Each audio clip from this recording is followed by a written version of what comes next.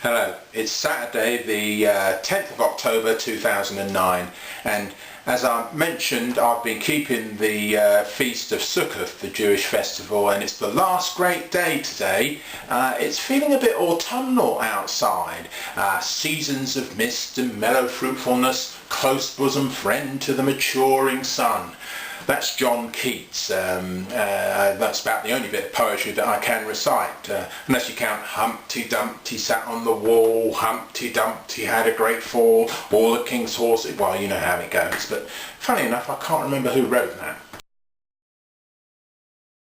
Anyway, what I wanted to talk about today is the 8th anniversary of the start of the war in Afghanistan. They've been talking about that this week, and in fact, Obama, who seems to have eclipsed the news completely with this awarding of the Nobel Peace Prize, was considering what he's going to do about the war in Afghanistan and whether or not he's going to be sending more troops there. So, to choose Obama as the Nobel laureate for peace is, quite frankly, a little bit, and I've got nothing against the guy. I mean, he seems really a good thing for America, but I don't think he's got any more chance of bringing world peace than George Bush. And if you're going to give the Nobel Peace Prize to Obama, then you might as well have given it to Tony Blair.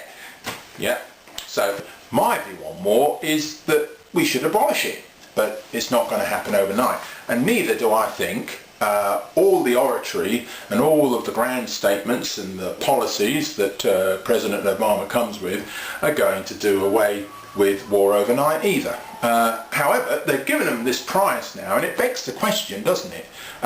What are they going to give him if world peace does actually come? I guess they're going to have to crown him the king.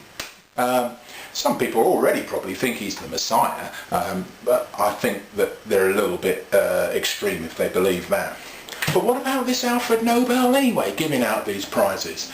I mean, this Swedish inventor, he was a clever guy, all right, but his inventions actually were quite destructive. He invented dynamite, and he had this armaments factory which made him shed loads of money and blew up his brother in the process as well.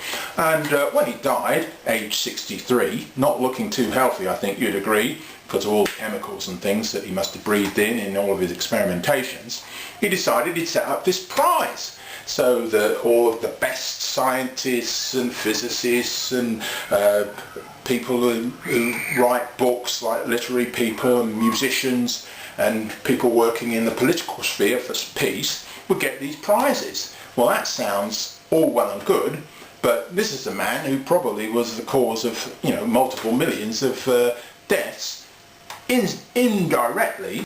Never mind. I think that all of this talk of peace and prizes and all of these things can get confused and take us off the real issue, which is how we get on with our neighbours. Now, talking about that, what about Cameron? That's been in the news if you've been in Britain in the last week, because Cameron has been addressing the Tories at their party conference, and the country and the whole world for that matter, and telling us how he's going to bring in an austerity government that's going to have to cut this and cut that and really bring our public spending under control. All of the time he's wearing a suit that costs £1,200, and if he and his Tory chum ever get their reins on power, then you can just imagine how the people who don't have a lot of say and a lot of influence are going to suffer under that. But having said that, it would be probably one thing alone that could be worse than the Tories getting voted into power, and that would be for Gordon Brown and a lacklustre Labour Party being re-elected for a fourth term.